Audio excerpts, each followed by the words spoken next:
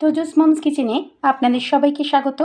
আজকে নিয়ে এসেছি তেলাপিয়া মাছের তন্দুরি নিয়ে।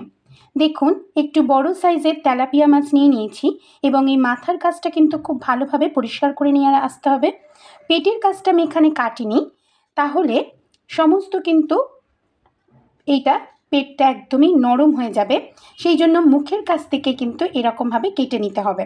মাছগুলোর গায়ে কিন্তু খুব ডিপ করে এরকমভাবে ছুরি দিয়ে কেটে নিয়েছি, যাতে মশলাগুলো ঢুকে যায়।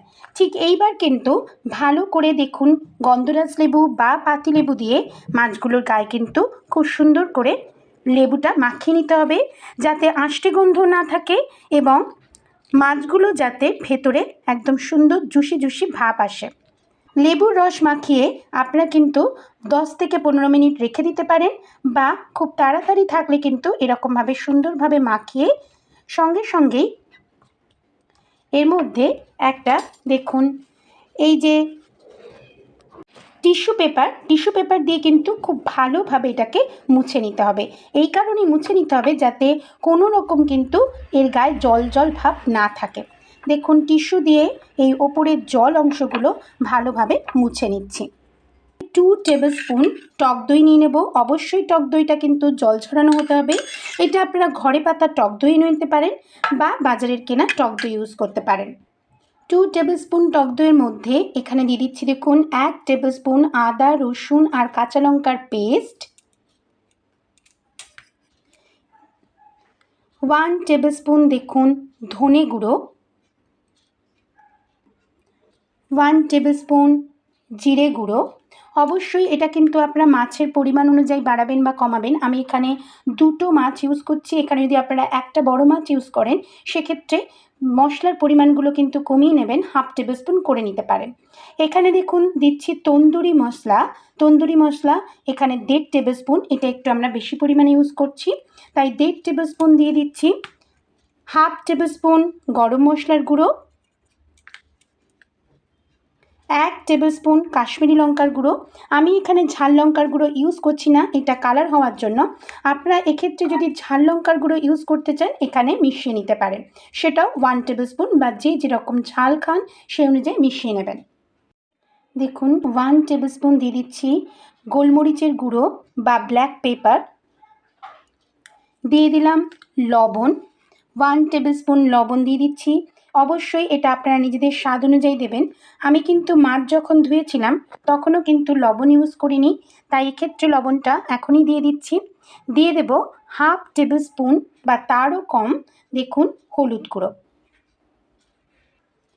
দিয়ে দিচ্ছি হাতে গুঁড়ো করে কসুরি মেথি। এটাও আপনারা দিয়ে দেখবেন, খুবই ভালো লাগে। এটা আপনারা নিজেদের স্বাদ অনুযায়ী বা পরিমাণ অনুযায়ী দিয়ে দেবেন। আমি এখানে 1 টেবিল স্পুন মতন দিয়ে দিচ্ছি কসুরি মেথি। কসুরি মেথির গন্ধটা ভীষণই সুন্দর লাগে।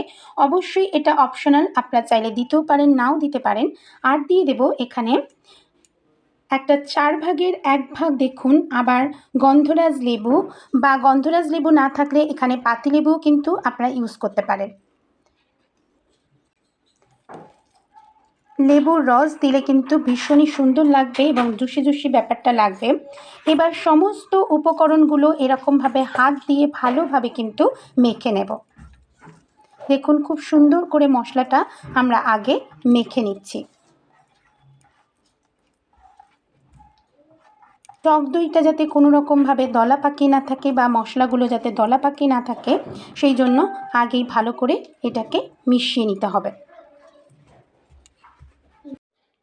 দেখুন ভালোভাবে মশলাটা মেখে নেওয়ার পরে এবার কিন্তু আমরা তেলাপিয়া মাছটা দিলাম, এবং তেলাপিয়া মাছগুলোর কিন্তু সমস্ত গা এবং ভেতরগুলোতে মশলাটা ভালো করে মাখিয়ে নেব।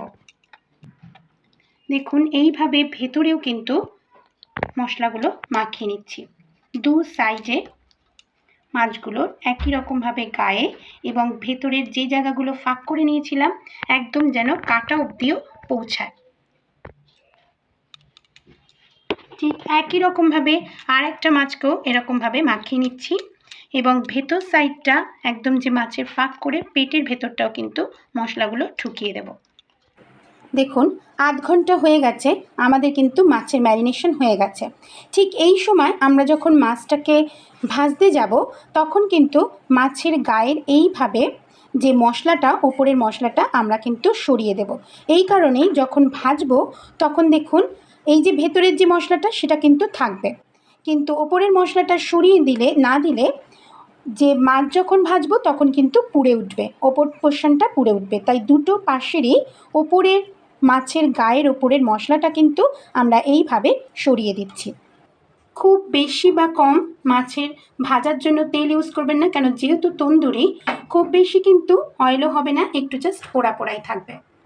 তেলটা দেখুন গরম হয়ে যেতেই এবার কিন্তু মাছটাকে ঠিক এইভাবে ছেড়ে দেবো।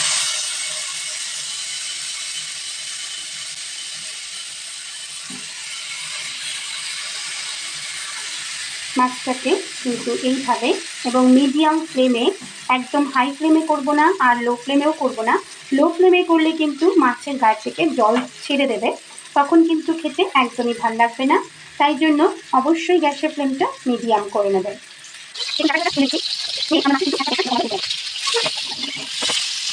এখন একটু স্মোকিং কিন্তু খুবই ভালো লাগবে, সেই জন্য দেখুন কাঠকয়লা দিয়ে দিলাম। এর মধ্যে দিয়ে দিচ্ছি একটু রিফাইন অয়েল, দিয়ে আমরা এই স্মোকিং ফ্লেভারটা হওয়ার জন্য চাপা ঢাকা দিয়ে দিলাম। একটু কেটে দেখিয়ে দিই মাছটা কতটা সুন্দর কিন্তু আমাদের সিদ্ধ হয়ে গেছে। ঠিক এইরকমভাবেই উঠে আসছে দেখুন।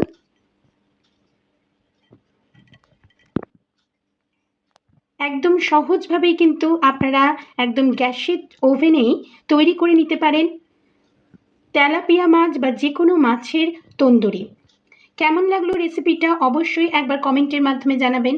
ভালো লাগলে লাইক বা শেয়ার করার অনুরোধ রাখলাম, এবং পাশে থাকা বেল আইকনটি অবশ্যই প্রেস করে দিলে আমার সমস্ত রেসিপির নোটিফিকেশান আপনাদের কাছে সর্বপ্রথম যাবে। আজকে এই পর্যন্তই, আবার চলে আসবো ভিন্ন স্বাদের নতুন নতুন রেসিপি নিয়ে আপনাদের সাথে শেয়ার করতে। সবাই ভালো থাকবেন, সুস্থ থাকবেন, ধন্যবাদ।